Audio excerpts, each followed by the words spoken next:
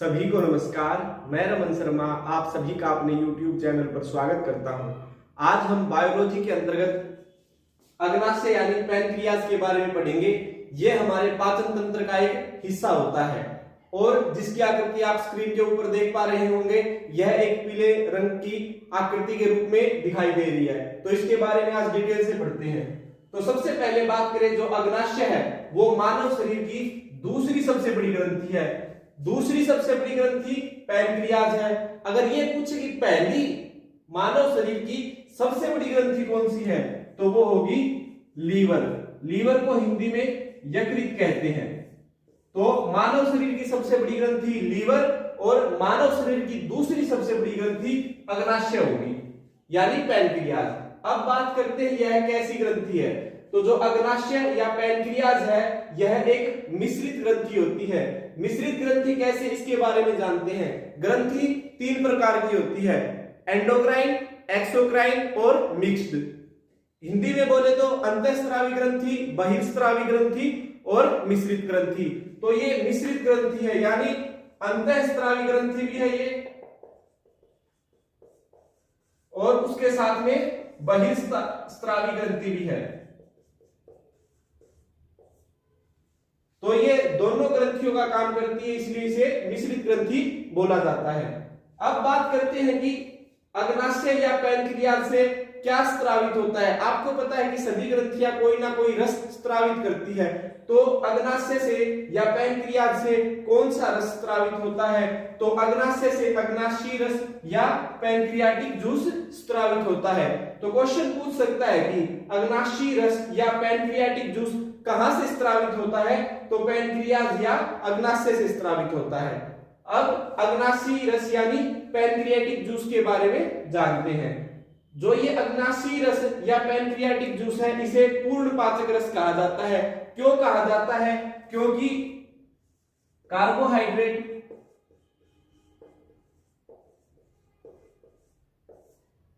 Plus fat plus protein. आपको पता है कि हम जो भोजन करते हैं उस भोजन से हमें कार्बोहाइड्रेट, फैट और प्रोटीन मिलता है। इन तीनों चीजों का पाचन, कार्बोहाइड्रेट, फैट और प्रोटीन का पाचन करने की शक्ति पैनक्रियाटिक जूस यानी अग्नाशयी रस में होता है। इस कारण से इसे पूर्ण पाचक रस कहा जाता है। तो क्वेश्चन पूछेगा कि किस रस को पूर्ण पाचक रस कहा जाता है, तो अग्नाशयी रस या पैनक्रियाटिक जूस को कहा जाता है। अब बात करते हैं यह किस प्रकृति का है या इसकी प्रकृति या नेचर कैसा है, तो यह क्षारीय प्रकृति का है। क्षारीय प्रकृति का है तो अब पूछेगा कि इसका पीएच मान कितना है। तो क्वेश्चन पूछेगा कि पैनक्रियाटिक जूस या अग्नाशयी रस का पीएच मान कितना है, तो 7.5 से 8.3। 7.5 से 8.3 इसका पीएच मान होगा। अब बात करते हैं कि अग्नाशयी रस के अंदर कौन कौन से एंजाइम पाए जाते हैं। इसके अंदर 3 एंजाइम पाए जाते हैं, ट्रिप्सिन, अमाइलेज और लाइपेज। अब बात करते हैं कि इनका क्या क्या काम होता है। बात करें ट्रिप्सिन की, तो ट्रिप्सिन क्या काम करता है। ट्रिप्सिन प्रोटीन और पेप्टोन्स को पॉलीपेप्टाइड और अमीनो एसिड में चेंज कर देता है। जो ट्रिप्सिन है, ट्रिप्सिन हमारे शरीर में भोजन से जो प्रोटीन और पेप्टोन्स प्राप्त होते हैं उनको पॉलीपेप्टाइड और अमीनो एसिड में चेंज कर देता है। अब बात करें अमाइलेज की। अमाइलेज क्या काम करता है। अमाइलेज स्टार्च को शुगर में चेंज कर देता है। और लाइपेज की बात करें तो लाइपेज इमल्सिफाइड वसा या इमल्सिफाइड फैट को ग्लिसरीन और फैटी एसिड में चेंज कर देता है। अगर पूछे ट्रिप्सिन क्या कार्य करता है, प्रोटीन और पेप्टोन्स को पॉलीपेप्टाइड और अमीनो एसिड में चेंज करता है। अमाइलेज स्टार्च को शुगर में चेंज करता है। लाइपेज इमल्सिफाइड वसा को ग्लिसरीन और फैटी एसिड के अंदर चेंज कर देता है। एक बार इसका स्क्रीनशॉट ले लीजिए। अब हम पैनक्रियाज के एक भाग आइलेट्स ऑफ लैंगरहैंस या हिंदी में इसे लैंगरहैंस की द्वीपिका कहा जाता है, इसके बारे में जानेंगे। तो क्वेश्चन पूछ सकता है कि आइलेट्स ऑफ लैंगरहैंस या लैंगरहैंस की द्वीपिका मानव शरीर के किस भाग का अंग है या किसका हिस्सा है? तो अग्नाशय या पैनक्रियाज का हिस्सा होता है। Is that clear? अब बात करते हैं कि इसकी खोज किसने की थी। इसकी खोज लैंगरहैंस नामक एक वैज्ञानिक ने की थी और उन्हीं के नाम पर इसका नाम लैंगरहैंस की द्वीपिका रखा गया है। अब बात करते हैं इसके अंदर कौन कौन सी कोशिकाएं पाई जाती हैं। तो आइलैंड्स ऑफ लैंगरहैंस या लैंगरहैंस की द्वीपिका के अंदर 3 प्रकार की कोशिकाएं पाई जाती है, जिन्हें अल्फा कोशिका या अल्फा सेल, बीटा सेल और गामा सेल कहा जाता है। अब इन तीनों सेल से या इन तीनों कोशिकाओं से अलग अलग हार्मोन स्रावित होते हैं। अगर बात की जाए कि अल्फा सेल से कौन सा हार्मोन स्रावित होता है, तो इससे ग्लूकागोन हार्मोन स्रावित होता है। बीटा सेल की बात की जाए तो इससे इंसुलिन हार्मोन स्रावित होता है और जो गामा सेल है इससे सोमैटोस्टेटिन नामक हार्मोन स्रावित होता है। तो क्वेश्चन पूछेगा कि ग्लूकागोन हार्मोन लैंगरहैंस की द्वीपिका के किस सेल से स्रावित होता है? अल्फा सेल से स्रावित होता है। इंसुलिन के बारे में पूछे तो बीटा सेल से और सोमैटोस्टेटिन के बारे में पूछे तो गामा सेल से स्रावित होता है। ग्लूकागोन, इंसुलिन और सोमैटोस्टेटिन, इन तीनों में से इंसुलिन हार्मोन मोस्ट इंपॉर्टेंट है। इसके बारे में हम विस्तार से पढ़ेंगे। एक बार इसका स्क्रीनशॉट ले लीजिए। अब हम इंसुलिन के बारे में पढ़ते हैं।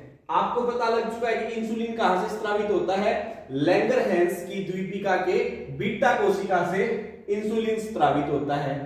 अब इंसुलिन के बारे में आप सबने सुना होगा, जब इंसुलिन की कमी हो जाती है शरीर के अंदर या इंसुलिन हार्मोन शरीर के अंदर कम स्रावित होता है तो शुगर हो जाती है इंसान को। शुगर क्यों होती है? क्योंकि जो इंसुलिन हार्मोन है वो कम स्रावित होता है, इसके कारण शुगर हो जाती है। अब जब भी शुगर होती है तो उसे इंसुलिन के इंजेक्शन लगाए जाते हैं। तो इसके बारे में जानते हैं। इंसुलिन के अल्प स्रवण से यानी कम स्रावित होने पर मधुमेह यानी डायबिटीज रोग हो जाता है और इस डायबिटीज रोग को ही देसी भाषा में शुगर बोल देते हैं। क्यों हो जाता है? क्योंकि शरीर के अंदर ग्लूकोज की मात्रा पर नियंत्रित नहीं रहता। अगर इंसुलिन सही मात्रा में स्रावित होता रहे तो शुगर की, ग्लूकोज की जो मात्रा है शरीर के अंदर उसके ऊपर नियंत्रण रहता है। अब जब शुगर हो जाती है तो उसके बाद इंजेक्शन दिया जाता है इंसुलिन का। तो इंसुलिन की खोज किसने की थी? फ्रेडरिक बेटिंग और चार्ल्स बेस्ट ने की थी। कब की थी? 1921 में की थी। 1921 में फ्रेडरिक बेटिंग और चार्ल्स बेस्ट ने इंसुलिन की खोज की। जब उन्होंने ये इंजेक्शन की खोज कर दी तो उसके बाद में पहली बार इसका प्रयोग कब किया गया? तो पहली बार इसका प्रयोग 1922 में किया गया। किस पर किया गया था? लियोनार्ड थॉम्पसन नामक एक व्यक्ति था जिसे शुगर की बीमारी थी, इसे इंसुलिन का इंजेक्शन दिया गया था। और ये कहां से संबंधित है? कनाडा से। तो कनाडा के लियोनार्ड थॉम्पसन को 1922 में पहली बार इंसुलिन का इंजेक्शन दिया गया था। इनकी उम्र उस समय 14 साल की थी। अब बात करते हैं कि ये तो जब इंसुलिन की कम मात्रा में स्रवण हो रहा है, अगर मान लो कि इंसुलिन बहुत ज्यादा मात्रा में स्रावित होने लगे, जिसकी अति हो जाए, तो अति स्रवण होने पर हाइपोग्लाइसीमिया रोग हो जाता है। इस हाइपोग्लाइसीमिया रोग के अंदर इंसान की जनन क्षमता प्रभावित होती है और इसके साथ साथ दृष्टि संबंधित रोग हो जाते हैं। हाइपोग्लाइसीमिया रोग के अंतर्गत जनन क्षमता प्रभावित होती है और दृष्टि रोग हो जाते हैं। तो इंसुलिन के बारे में, अल्पस्रवण के बारे में भी जान चुके हैं हम, और अतिस्रवण होने पर भी कौन सी बीमारी होती है इसके बारे में भी जान चुके हैं। एक बार इसका स्क्रीनशॉट ले लीजिए। तो आज हमने पैनक्रियाज, लैंगरहैंस की द्वीपिका और इंसुलिन के बारे में विस्तार से पढ़ा। आशा करता हूं आपको यह वीडियो अच्छी लगी होगी। मैं रमन शर्मा, कैमरामैन दीपक के साथ। धन्यवाद। जय हिंद, जय भारत।